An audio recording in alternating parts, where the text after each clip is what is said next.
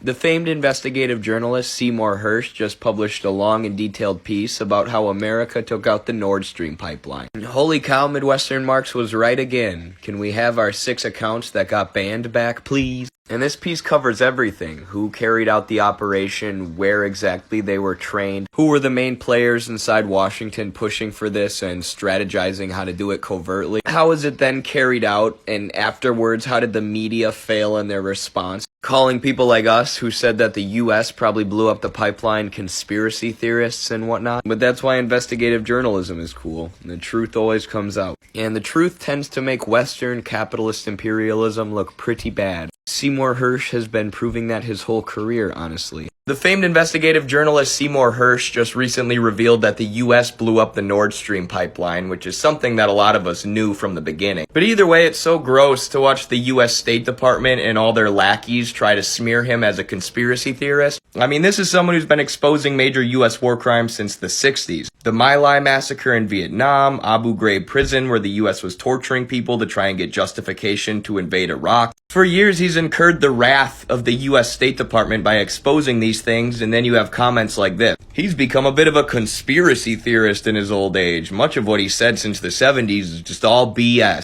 I don't have any evidence or proof, but everything I dislike is a conspiracy theory, so this is just not true. Hirsch's reporting on Abu Ghraib in the 2000s was groundbreaking. And we know now, even more than we did before, that it's based on fact. And I'd be willing to bet almost anything that these smears against Seymour Hirsch are being botted. We already know that 60 to 80% of Twitter accounts who post about the Russia-Ukraine issue are bots, 90% of them being pro-NATO or pro-Ukraine. So of course this is happening on TikTok, and these bots are being used to push a narrative and get accounts like ours banned. This is our 7th account, by the way. We've had 6 taken down for talking about stuff like this.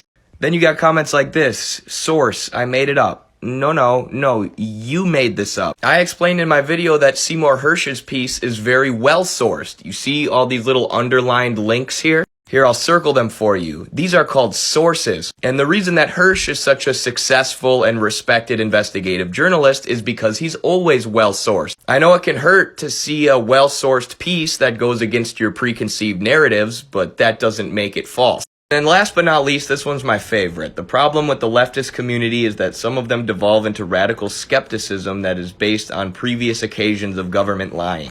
Radical skepticism?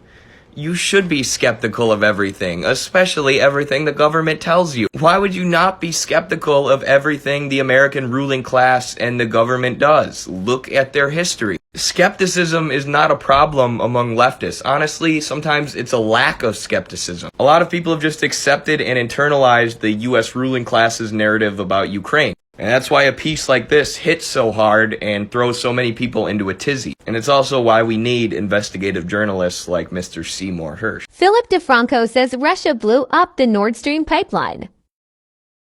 But it wasn't Russia. It was America, and we now know this. And many people tried to explain this to Mr. DeFranco when he released this video, but were laughed at, mocked, or smeared as puppets of Russia. If you look in the comments here, you see someone mocking those who were suggesting that the USA might have done this. Philip chimes in and says the massive amount of Russian trolls in this comment section blaming the US is the only proof we needed to indict Russia for it. It's all projection. So Phil, has your opinion changed now that we know that the US did it? Were you projecting the US's actions on Russia? Does this make you a US troll or a NATO troll? I'm just asking these questions based upon your own logic. This person says, someone explain to me why everyone thinks it's the US. And Phil says, because Russia is running a disinformation campaign. Paid Russians start it, and then not so bright Americans spread it. Well, I was one of the people spreading this narrative that it might have been the US after the pipeline was sabotaged, and I had my account banned, as well as 5 other accounts. Part of the reason for this was because I was being accused of parroting Russian propaganda, but now we know that the thing you were calling Russian propaganda was actually true. So is there going to be any kind of apology coming out for the people who were smeared as Russian propagandists for actually knowing the truth and the historical context of the situation? I have a feeling there won't be, but either way, this is why I'm so critical of folks like Mr. DeFranco and all of the mainstream media pundits in the US. They'll often accuse others of spreading disinformation or being propagandists while spreading themselves what what essentially amounts to pro-NATO propaganda. And in this case, with Mr. DeFranco's coverage of the Nord Stream pipeline, blatant misinformation, claiming that Russia did this, and anybody who thinks the U.S. did it is crazy, when all along the U.S. did.